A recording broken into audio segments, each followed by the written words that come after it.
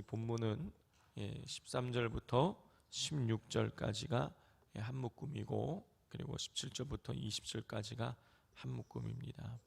이 첫 번째 부분에서 예수님께서는 우리 믿는 사람들을 두 가지로 비유하십니다. 첫 번째는 소금으로 비유하세요. 자, 우리 13절 같이 읽겠습니다. 너희는 세상의 소금이니 소금이 만일 그 맛을 잃으면 무엇으로 짜게 하리요?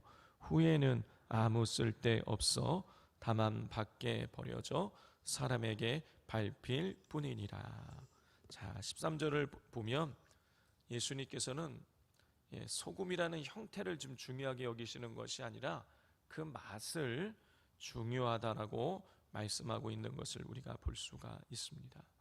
예수님은 소금이 맛을 잃어버리면 밖에 버려져서 사람에게 밟히게 될 것이라고 말씀하고 계세요. 자, 예수님 이 말씀은 그리스도인들이 그리스도인으로서의 이 역할을 제대로 수행하지 못하고 정체성을 지키지 못하면 세상에서 무시당하게 된다라는 그런 뜻이죠. 성도 여러분, 우리가 생각할 때에는 세상이 우리를 무시하고 교회를 무시하는 것처럼 그렇게 여겨집니다. 그런데 세상이 우리를 무시하고 교회를 무시하는 것이 아니라 우리가 그렇게 행동한 것이죠. 그리스도인으로서의 참된 정체성을 유지하지 못했기 때문에, 그리스도인으로서의 맛을 내지 못했기 때문에 세상이 성도를, 교회를 무시하는 것이죠. 그러므로 우리는 그리스도인으로서의 참된 정체성, 그리스도인으로서의 맛을 우리가 낼 수 있어야겠습니다. 두 번째로 예수님은 또 빛이라고 말씀하십니다. 14절 15절 함께 읽겠습니다. 너희는 세상의 빛이라. 산 위에 있는 동네가 숨겨지지 못할 것이요 사람이 등불을 켜서 말 아래에 두지 아니하고 등경 위에 두나니 이러므로 집안 모든 사람에게 빛이 느니라 그랬어요. 자, 14절 15절의 말씀을 보면 빛이라고 비유를 하시면서 뭘 중요하게 여기고 계시는 것입니까? 빛의 위치를 지금 중요하다고 말씀하고 계시는 것이에요. 빛이 아무리 켜져 있어도 그것이 말 아래에 있으면 사람을 비출 수 없다라는 것이죠. 여기서 이 말이라는 것은요, 그 유대인들이 흙으로 만든 이 용기인데 한 9리터 정도 된다고 합니다. 그러니까 굉장히 9리터 정도의 곡식을 담을 수 있는 큰 용기를 말하는 거예요. 그러니까 굉장히 큰 용기인 것이죠. 그러니까 등불을 켜서, 불을 켜서 말 아래에 두는 경우가 있다라는 거예요. 자, 당시에는 성장에는 라이터가 없으니까 불을 켜는 것이 쉬운 일이 아니었습니다. 그래서 저녁 때 한번 불을 켜고 그러다가 이제 밖으로 외출을 나가거나 하게 되면 이 불이 꺼지지 않도록 그 용기로 이렇게 덮어둔다고 합니다. 용기가 흙으로 만들다 보니 완벽하게 이 땅과 딱 접촉이 되는 것이 아니에요. 그러니까 어느 정도 공기가 통하니까 덮어둬도 괜찮은 것이에요. 자, 그런데 그렇게 등경을 켜가지고 불을 켜가지고 말로 탁 덮어두게 되면 어떻게 되는 것입니까? 빛을 켠 이유가 없는 것이에요. 그냥 꺼지지만 않을 뿐이지 주변을 환히 비출 수가 없는 것이에요. 그러니까 중요한 것은 빛 자체도 중요하지만 빛의 위치가 중요하다는 것입니다. 자, 그렇게 빛의 위치가 중요하다는 사실을 말씀하시고 나서 예수님 이런 말씀을 주세요. 우리 16절 말씀 같이 읽겠습니다. 이같이 너희 빛이 사람 앞에 비치게 하여 그들로 너희 착한 행실을 보고 하늘에 계신 너희 아버지께 영광을 돌리게 하라 그랬어요. 너희 빛이 사람 앞에 비치게 하라는 거예요. 자, 그러니까 이 빛이 있어야 될 위치는 어디냐? 사람 앞이라는 거예요. 자, 보다 더 넓은 의미로 이야기하자면 세상을 비춰야 된다는 것입니다.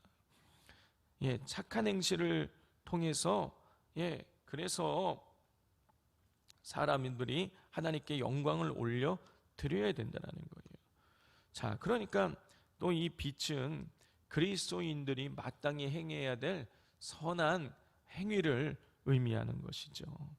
성도 여러분, 그러니까 너희가 소금이다, 너희가 빛이다라고 했을 때에 이 13절부터 16절의 말씀에 강조하는 것은 그리스도인으로서의 맛인 거예요. 그리스도인으로서의 정체성인 것입니다. 그것을 바르게 행할 때에 그리스도인으로서의 정체성을 유지하고 그리스도인으로서의 이 선한 삶과 그 맛을 유지하며 살아갈 때에 그럴 때에 우리 그리스도인들이 이 세상 가운데에 쓸모가 있다는 것입니다. 자, 이 사실을 기억하시고 내가 누구냐라고 했을 때에 나는 아무개 아버지, 아무개 어머니가 아니라 나는 그 하나님의 자녀라는 사실을 기억하면서 이 세상 속에서 많은 사람들에게 착한 행실을 통해서 또 선한 행위를 통해서 하나님의 영광을 드러내는 삶을 살아가실 수 있기를 바랍니다. 자, 이제 그리고 두 번째 17절부터 20절까지의 말씀을 보면, 자, 예수님의 이 율법에 대한 바른 가르침이 오늘 등장하고 있습니다. 자, 우리 먼저 17절 말씀을 같이 한번 읽어보겠습니다. 내가 율법이나 선지자를 폐하러 온 줄로 생각하지 말라. 폐하러 온 것이 아니요 완전하게 하려 함이라 그랬어요. 자, 사람들은 예수님이 워낙 파격적인 행동을 하셨기 때문에 예수님이 율법을 폐하러 왔다라고 없애버리려고, 율법을 무시하고 율법을 없애버리려고 왔다라고 사람들이 생각하고 있었던 것 같습니다. 예수님 말씀하시는 거예요. 나는 율법을 없애려고 온 것이 아니다. 나는 완전하게 하려 왔다라고 말씀하세요. 그리고 한 발 더 나아가십니다. 18절에 보면 진실로 너희에게 이르노니 천지가 없어지기 전에는 율법의 1.1획도 결코 없어지지 아니하고 다 이루리라. 예수님 율법을 지키고 그리고 율법을 완전하게 하기 위해서 오셨다고 말씀하고 계시는 것이에요. 자, 그리고 나서 한 가지를 더 이야기하십니다. 우리 20절 말씀 같이 읽겠습니다. 내가 너희에게 이르노니 너희 의가 서기관과 바리새인보다 더 낫지 못하면 결코 천국에 들어가지 못하리라 그랬어요. 자, 예수님께서는요, 너희 의가 바리새인과 서기관과 바리새인보다 더 낫지 못하면 천국에 들어가지 못한다. 자, 이렇게만 들으면 마치 예수님께서 행위를 통해서 율법을 지킴을 통해서 천국의 구원에 이르는 것처럼 말씀하신다고 생각할 수 있어요. 그런데 그것이 아니지요. 예수님께서 율법을 완전하게 하려고 오셨다라는 말씀하시고 너희 의가 서기관과 바리새인보다 더 낫지 못하면 천국에 들어가지 못하리라고 말씀하신 것은 뭘 말씀하시고자 하시는 것이냐면 율법의 정신을 회복하기를 원하시기 때문인 것이에요.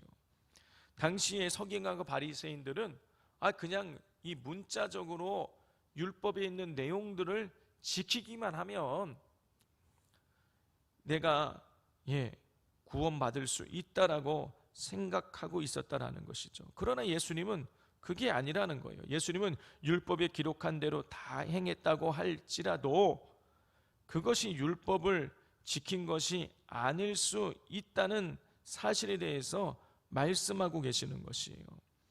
예수님께서는 율법의 정신까지 실천해야 된다고 말씀하고 계시는 것입니다.